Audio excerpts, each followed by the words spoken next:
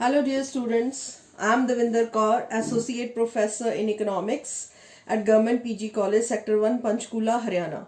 Today we are going to discuss very important topic, that is monopoly. Monopoly is a market form where we have a single seller and large number of buyers. So monopoly एक ऐसी market form है जिसमें कि एक ही बेचने वाला है और खरीदने वाले मार्केट में हमें बहुत ज्यादा मिलते हैं. So according to Koutsoyiannis, monopoly is a market situation where there is a single seller and there are no close substitutes. यानी कि सबसे पहला पॉइंट हमारा है single seller, large number of buyers, no close substitutes. यानी कि यहाँ पे कोई भी क्लोज सब्स्टिट्यूट्स नहीं होते और सिंगल ही सेलर होता है. So there is a no difference between firm and industry. तो मोनोपोली एक ऐसी मार्केट सिचुएशन है जहां पे there is a no difference between firm and industry. यानी कि फर्म भी वही है, industry. That means no entry and exit, क्योंकि सिंगल फर्म वही फर्म है और वही इंडस्ट्री है. तो कोई भी एंट्री और एग्जिट जो है हमारा यहाँ पे नहीं होता in case of monopoly. Clear? तो यहाँ पे रिस्ट्रिक्शंस हैं, कोई क्लोज सब्स्टिट्यूशंस नहीं है, सब्स्टिट्यूट्स नहीं है. मींस कि जो प्रोडक्ट हम यहाँ पे प्रोड्यूस कर रहे हैं उसके साथ का कोई भी मिलता जुलता प्रोडक्ट भी मार्केट में अवेलेबल नहीं है. सबसे इंपॉर्टेंट बात इसमें, firm is a price maker. यानी कि जो हमने परफेक्ट कंपटीशन में कहा था कि firm is a price taker, लेकिन यहाँ पे ये सिंगल सेलर है, इसका कंट्रोल है पूरी मार्केट पे. दैट मीन्स ये जो सिंगल सेलर है it is a price maker. And जो प्राइस डिटर्मिनेशन होती है उस पे किसका कंट्रोल है? नॉट मार्केट फोर्सेस, लेकिन किसका? According to the will of monopolist. वो अपनी मर्जी के अकॉर्डिंगली कीमतें कम या ज्यादा रख सकता है. और यहाँ पे सप्लाई कर्व का एब्सेंस पाया जाता है. क्यों? क्योंकि जो मोनोपोलिस्ट है मोनोपोली के अंदर वो अपनी मर्जी से कीमतें कम या ज्यादा रख सकता है और अपनी मर्जी से जितनी वो सप्लाई करना चाहे वो कर सकता है. हाँ, यहाँ पे मैं एक बात कहना चाहूंगी कि शॉर्ट रन में उसे सप्लाई रिस्ट्रिक्शंस फॉलो करनी पड़ सकती हैं, but not in long run. तो लॉन्ग रन में किसी भी तरह की कोई भी रिस्ट्रिक्शंस वो फॉलो नहीं करेगा. अब क्यों हो जाती है मोनोपोली, क्यों होती है? इसके कई कारण हो सकते हैं. कई बार रॉ मटेरियल की ओनरशिप पे आपका कंट्रोल हो सकता है, या नेचुरल रिसोर्सेज कुछ ऐसे हैं, या पेटेंट्स करा लेते हैं आप, या फिर कोई टेक्निकल बैरियर्स है, या गवर्नमेंट की कोई ऐसी प्राइस पॉलिसी है, या किसी इस तरह की गवर्नमेंट की पॉलिसी है कि आपकी मोनोपोली हो जाती है. हिस्टोरिकल रीजंस भी हो सकते हैं, लिमिट प्राइसिंग भी रीजन हो सकता है. हो सकता है आपने बहुत बड़ी इन्वेस्टमेंट की है, आपकी कैपिटल का साइज भी बहुत बड़ा हो.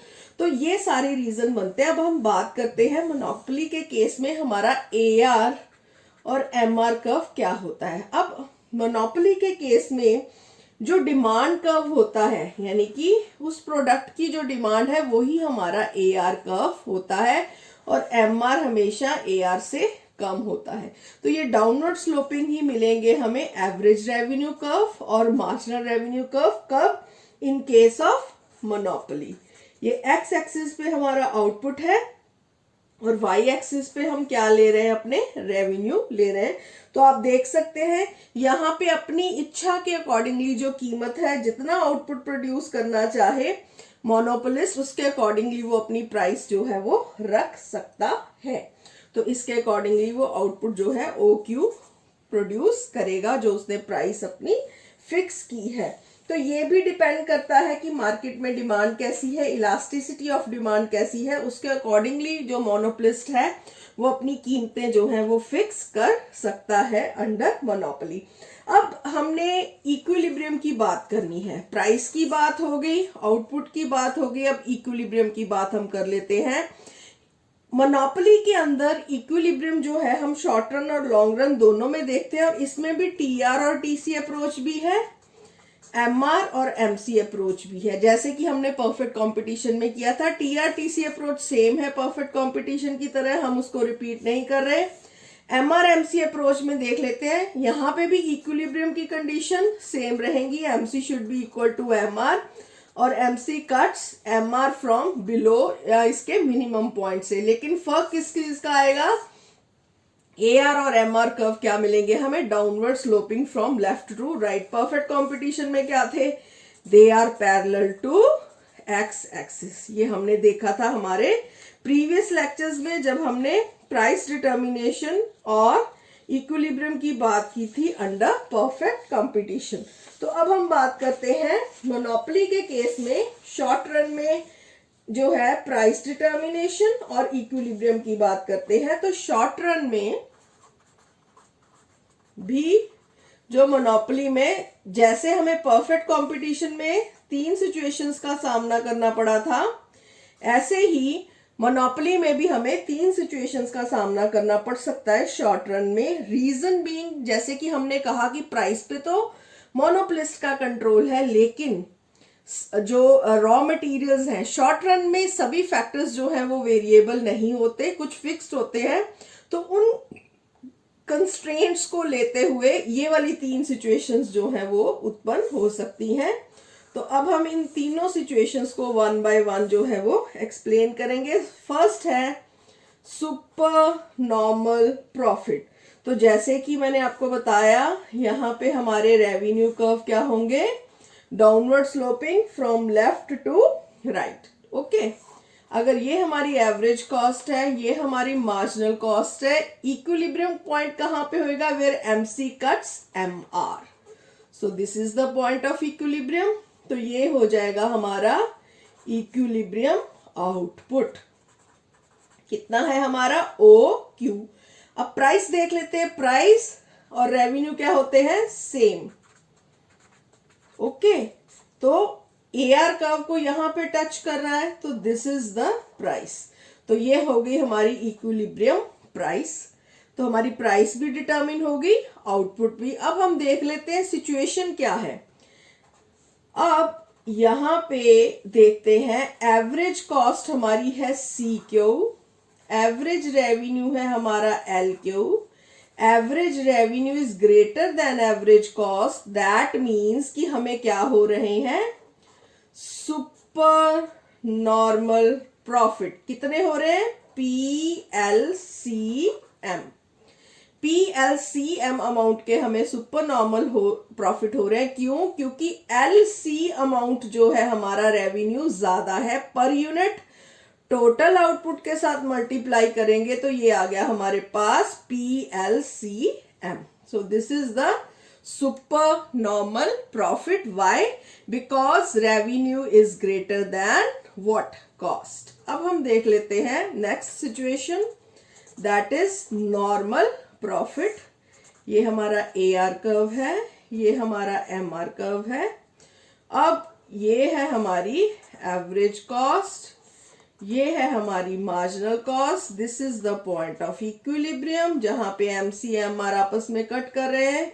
इसको एक्सटेंड करेंगे तो यहाँ पे this is the equilibrium price, this is the equilibrium output. अब देखते हैं एवरेज कॉस्ट कितनी है, LQ, एवरेज रेवेन्यू कितना है, LQ, दोनों आपस में क्या है, बराबर। तो नो प्रॉफिट नो लॉस, यहाँ पे हमें क्या हो रहे हैं, नॉर्मल प्रॉफिट्स। थर्ड सिचुएशन देख लेते हैं, लॉस। अब आप कहेंगे कि अच्छा मोनोपोली के केस में भी लॉस हो सकता है। Yes, it is possible monopoly के केस में भी, क्योंकि सारे के सारे फैक्टर्स जो हैं वो वेरिएबल नहीं होते, कुछ फिक्स्ड होते हैं। तो उस सिचुएशन के अकॉर्डिंगली लॉस भी हो सकता है। अब ये है हमारा कॉस्ट कर्व, ये है marginal cost curve, this is the point of equilibrium where MC is equal to MR। This is the equilibrium output, this is the equilibrium price.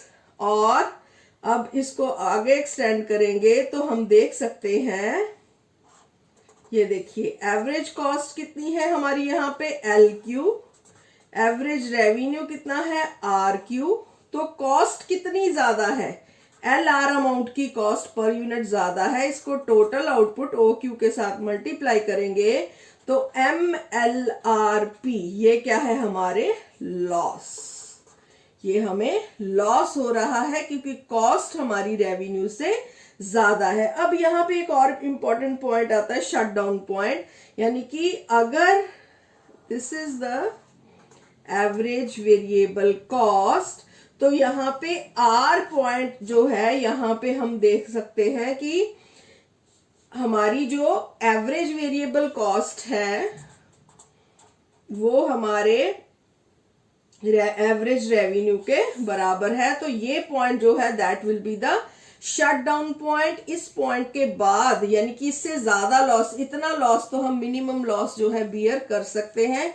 कितना लॉस, जो हमारी फिक्स्ड कॉस्ट के बराबर हो तो उतना हम लॉस बियर कर सकते हैं, उससे ज्यादा हम लॉस जो है उसको बियर नहीं कर पाएंगे। So this is the situation in the short run. हमें super normal profit, normal profit और लॉस तीनों सिचुएशंस का सामना करना पड़ सकता है। Once again I am repeating, what is the condition of equilibrium? MC should be equal to MR और MC cuts MR from its minimum point. Okay, तो ये दोनों conditions हमारी हर जगह satisfy हो रही है। ये देखिए ये हमारे equilibrium points हैं where MC is equal to MR। और जब हमने प्रॉफिट लॉस को देखना है तो किसका कंपैरिजन करना है, AC और AR के पॉइंट्स का हमने कंपैरिजन करना है। पर यूनिट निकलने के बाद पर यूनिट को हमने टोटल आउटपुट के साथ मल्टीप्लाई करना है तो हमें पता चल जाएगा कि हमारा टोटल लॉस या टोटल प्रॉफिट कितना है। सो this is the way short run में। अब हम बात करते हैं लॉन्ग रन की। परफेक्ट कंपटीशन में हमने कहा था कि लॉन्ग रन में हमेशा नॉर्मल प्रॉफिट होते हैं। क्यों? क्योंकि फर्म एंट्री और एग्जिट जो है कर सकती है लॉन्ग रन में, लेकिन मोनोपोली में तो he is the single seller, he has control over each and everything। तो अब कोई रिस्ट्रिक्शन नहीं है, सारे के सारे फैक्टर्स जो हैं वो वेरिएबल हैं। तो अब वो क्या करेगा, कभी भी लॉस या नॉर्मल प्रॉफिट नहीं बल्कि हमेशा ही क्या लेगा, सुपर नॉर्मल प्रॉफिट। तो लॉन्ग रन में मोनोपोली में देखिए आप, एक्स एक्सिस पे हम ले रहे हैं आउटपुट, वाई एक्सिस पे हम ले रहे हैं प्राइस, रेवेन्यू, कॉस्ट, ये तीनों ले रहे हैं। What is the point of equilibrium where MC is equal to MR। तो this is the point of equilibrium, this is the output and जब हम इसको एक्सटेंड कर रहे हैं दिस इज द प्राइस, ये इक्विलिब्रियम प्राइस है। अब तो हेयर एवरेज रेवेन्यू जो है हमारा वो कितना है, LQ, और जो एवरेज कॉस्ट है हमारी that is RQ। So LQ is the average revenue, RQ is the average cost. तो हमने देखा कि average revenue is greater then average cost. कितना ज्यादा है, LR अमाउंट का ज्यादा है। तो LR इंटू OQ, तो ये हमारे पास क्या आ गया, PLRM। ये हमारे क्या आ गए, सुपर नॉर्मल प्रॉफिट्स। तो ये जो है वो क्या है, हमारे सुपर नॉर्मल प्रॉफिट्स। तो लॉन्ग रन में मोनोपोली में एक मोनोपोलिस्ट को हमेशा क्या मिलते हैं, सुपर नॉर्मल प्रॉफिट्स, यानी कि वो सुपर नॉर्मल प्रॉफिट से कम किसी भी चीज को एक्सेप्ट नहीं करता। तो ये था लॉन्ग रन और short run equilibrium of a firm और इंडस्ट्री अंडर मोनोपोली। वे मैं पहले भी बता चुकी हूँ, there is a no difference between firm and industry. Firm भी वही है सेम और इंडस्ट्री भी सेम है अंडर मोनोपोली। अब हम बात करते हैं लॉ ऑफ कॉस्ट। अगर हमें डिफरेंट कॉस्ट इंडस्ट्रीज में जो इक्विलिब्रियम है वो कैसा होगा। अब हमने कहा लॉन्ग रन में हमेशा ही सुपर नॉर्मल प्रॉफिट होते हैं, तो क्या डिमिनिशिंग कॉस्ट इंडस्ट्री में भी ऐसा पॉसिबल होगा, देख लेते हैं। लेट अस टेस्ट कि ऐसा ही होगा। अगर ये हमारा रेवेन्यू है और ये हमारी एवरेज कॉस्ट, ये हमारी मार्जिनल कॉस्ट है, यानी कि हमने कौन सी कॉस्ट इंडस्ट्री की बात कर रहे हैं अभी, डिमिनिशिंग। फर्स्ट केस है हमारा diminishing cost industry, cost diminishing हो रही है। अब हम देख लेते हैं इक्विलिब्रियम कहां पे होगा, where MC is equal to MR। So this is the point of equilibrium. तो आउटपुट कितना आ गया, OQ। इक्विलिब्रियम आउटपुट कितना आ गया हमारा, OQ। अब प्राइस देख लेते हैं, इक्विलिब्रियम AR कर्व को ढूंढते हैं। This is the AR curve, तो this will be the equilibrium price. तो हमें इक्विलिब्रियम प्राइस भी मिल गई, आउटपुट भी। अब हमने क्या देखना है, AC कितना है और AR कितना है। तो देख लेते हैं, AC पॉइंट ये रहा, AC है हमारा LQ और AR देख लेते हैं, AR है हमारा MQ और AR is greater than AC। कितना ज्यादा है ये देखिए, ML अमाउंट पे ज्यादा है, तो ML इंटू OQ, तो ये हमारे PMLR हमारे क्या है, सुपर नॉर्मल प्रॉफिट। यानी कि अगर हमें कॉस्ट, हमारी डिमिनिशिंग कॉस्ट इंडस्ट्री है, उसमें हमें नेचुरल है कॉस्ट डिमिनिश कर रही है, तो तब तो सुपर नॉर्मल प्रॉफिट हमें लाजमी है, हमें होंगे ही होंगे। अब हम बात कर लेते हैं इंक्रीजिंग कॉस्ट इंडस्ट्री की। सेकंड केस है हमारा इंक्रीजिंग कॉस्ट इंडस्ट्री की। तो चलिए पहले रेवेन्यू कर्व बना लेते हैं। This is our AR curve, this is our MR curve. अब हम देख लेते हैं कॉस्ट हमारी बढ़ रही है, ये हमारी एवरेज कॉस्ट है, ये हमारी मार्जिनल कॉस्ट है। अब इक्विलिब्रियम कहां पे होएगा, where MC is equal to MR। So this will be the point of equilibrium. OQ हो जाएगा हमारा आउटपुट और प्राइस जहां पे AR को ये टच करेगा, सो this will be the price. तो इक्विलिब्रियम प्राइस आ गई। अब हम कॉस्ट और रेवेन्यू दोनों देख लेते हैं कितने कितने हैं हमारे। अब एवरेज कॉस्ट को कहां टच कर रहा है, एट पॉइंट L, तो LQ है हमारी एवरेज कॉस्ट और एवरेज रेवेन्यू हमारा कितना है, MQ। तो देखिए कितना डिफरेंस है, LQ और MQ में कितना डिफरेंस है, ML, huge difference, ML into OQ। तो ये क्या आ जाएंगे हमारे, PMLR।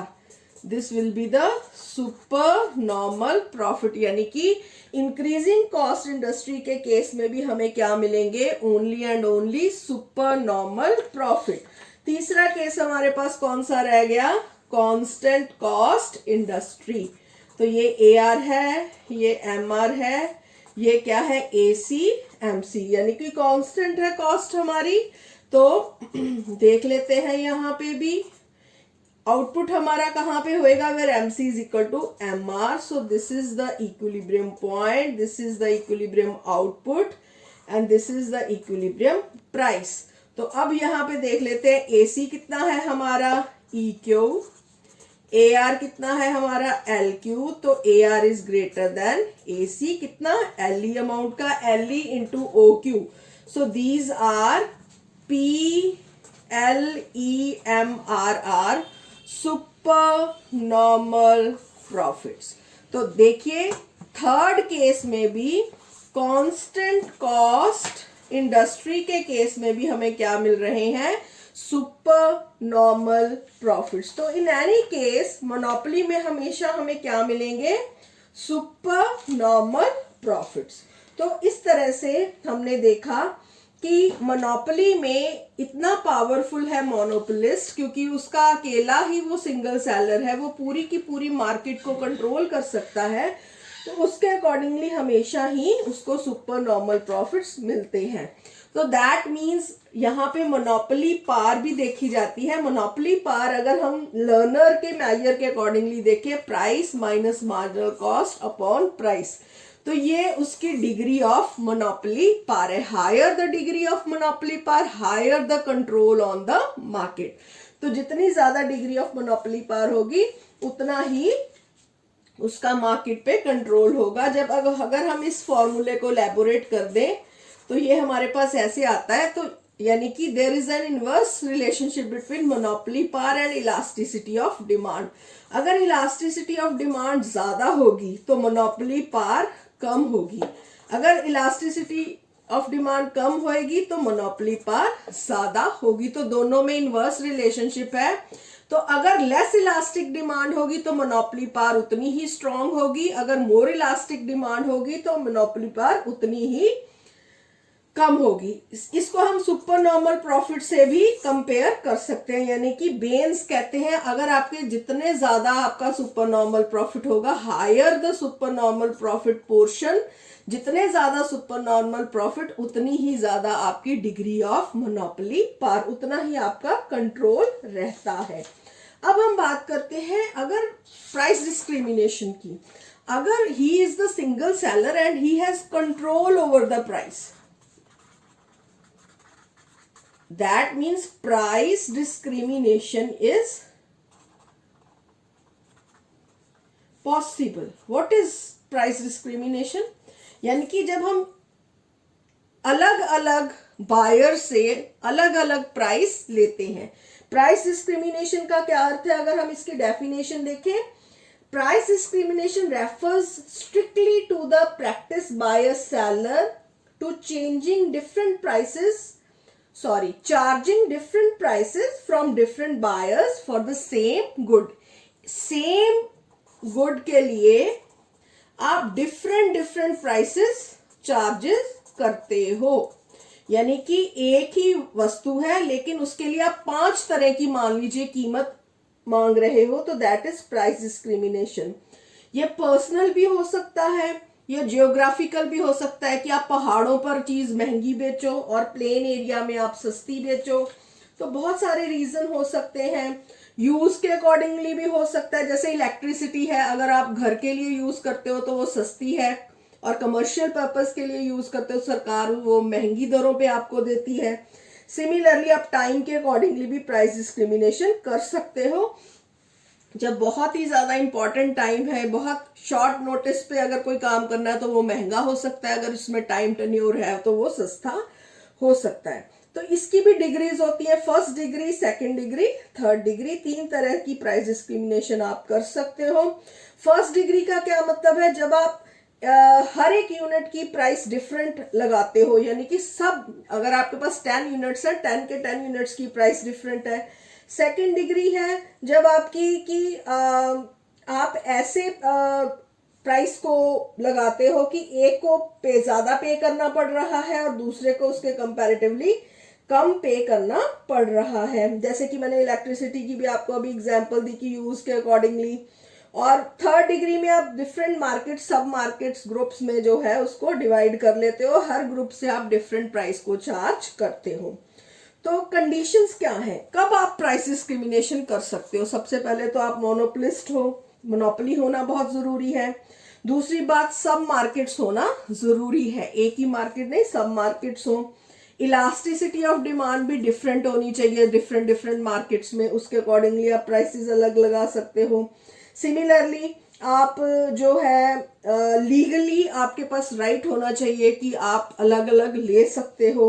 सिमिलरली थोड़ा बहुत आप प्रोडक्ट डिफरेंशिएशन भी कर सकते हो और कंज्यूमर के बिहेवियर के अकॉर्डिंगली भी, जैसे प्लेन में कंज्यूमर की डिमांड ऐसी है और पहाड़ों पर जाकर अलग हो जाएगी, तो उसके अकॉर्डिंगली भी आप उसको चेंज कर सकते हो। प्रॉफिटेबल कब होता है? जब सबसे ज्यादा इलास्टिसिटी ऑफ डिमांड अगर डिफरेंट हो तो आप प्रॉफिटेबल आपके लिए हो सकती है। तो प्राइस डिस्क्रिमिनेशन को भी एक डायग्राम के द्वारा हम देख लेते हैं कि कैसे पॉसिबल होती है ये प्राइस डिस्क्रिमिनेशन। फॉर एग्जाम्पल, ये हमारे पास ए मार्केट है, ये हमारे पास बी है और ये एक्चुअल सिचुएशन है मोनोपोलिस्ट की। एक मार्केट में उसकी लेस इलास्टिक डिमांड है, एक में मोर इलास्टिक है। ये जो मैंने AR कर्व, ये स्टीप है, ये फ्लैट है, यहाँ लेस इलास्टिक है, यहाँ मोर इलास्टिक है, लेकिन ये है उसका MC कर्व। तो उसके अकॉर्डिंगली ये उसकी प्राइस होनी चाहिए P ओके, अब उसने क्या किया, ये अगर हम प्राइस को लेके जाएं, ठीक है, जहां पे उसकी थोड़ी, ये मान लीजिए स्टीप है AR MR कर्व, ये थोड़े फ्लैट है, इसी में आपको क्लियर हो जाएगा। अब देखिए इक्विलिब्रियम पॉइंट जब हमने यहाँ पे लिया, इसके accordingly this will be the price, इसके accordingly this will be the, ये प्राइस जो है इस प्राइस के अकॉर्डिंगली हायर है, दिस वन, जहां पे इलास्टिसिटी ऑफ डिमांड जो है वो कम है। तो इलास्टिसिटी ऑफ डिमांड जहां पे कम है वहां पे प्राइस क्या है, हायर, मोर, और जहां पे इलास्टिसिटी ऑफ डिमांड ज्यादा है वहां पे जो प्राइस है वो क्या है, कम है। ओके, तो जो स्टीपर होगा, ये जैसे ये जो स्टीपर पोर्शन है, यहाँ पे प्राइसेस ऊपर को होंगी, प्राइसेस क्या होंगी, मोर। ओके, यहाँ पे हमारे फ्लैट AR MR कर्व होंगे, वहां पे प्राइस क्या होगी, लेस।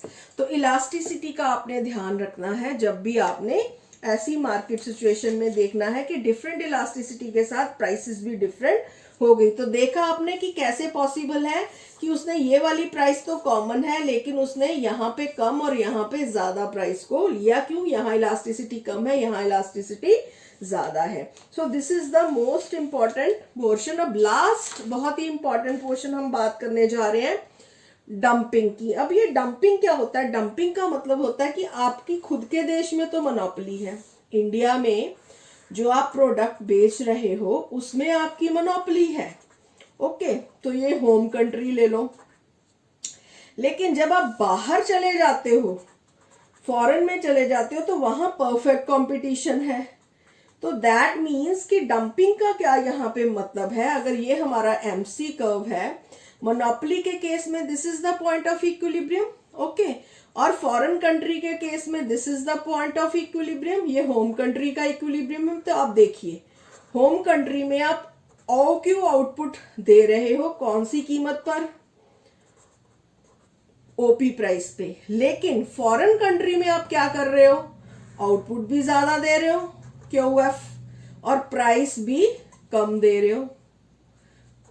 देख सकते हो आप ध्यान से, ये हमारा आउटपुट है X एक्सिस पे, Y पे प्राइस है, हमारी कॉस्ट है और रेवेन्यू है। तो हम देख सकते हैं कि आप होम कंट्री में तो आपका इक्विलिब्रियम पॉइंट ये है आपका फॉरेन कंट्री में, होम कंट्री में प्राइस ले रहे हो PH और फॉरेन कंट्री में ले रहे हो PF, तो होम कंट्री में आप ज्यादा प्राइस ले रहे हो, यानी कि दिस इज कॉल्ड डंपिंग, कि आप अपना सामान फॉरेन कंट्री में जाके डंप कर रहे हो। This is the problem of dumping, जब आपकी होम कंट्री में मोनोपोली है लेकिन फॉरेन कंट्री में आप परफेक्ट कंपटीशन को फेस कर रहे हो। यही डायग्राम आप जब कंपैरिजन करते हो परफेक्ट कंपटीशन का और मोनोपोली का, तब भी आप इसका इस्तेमाल कर सकते हो to compare perfect competition with monopoly, की हमेशा परफेक्ट कंपटीशन में प्राइसेस कम होती हैं, आउटपुट ज्यादा होता है, जबकि मोनोपोली में प्राइसेस अधिक होती हैं और आउटपुट कम होता है।